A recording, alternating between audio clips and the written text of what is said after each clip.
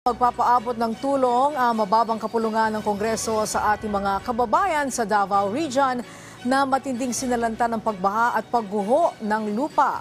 Sa katunayan, inendorso na ni House Speaker Martin Romualdez ang pagpapalabas ng 150 million pesos para sa tulong pinansyal ng mga nasalantang pamilya. Ito ay mula sa Assistance to Individuals in Crisis Situations Program ng DSWD.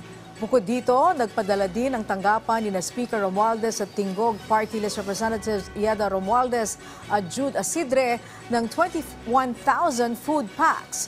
Inaasikaso na rin ang pagpapadala ng 30,000 pang food packs mula naman sa DSWD. Pagtitiyak ni Romualdez sa ating mga kababayan sa Davao Region na ginagawa ng administrasyon ni Pangulong Ferdinand R. Marcos Jr.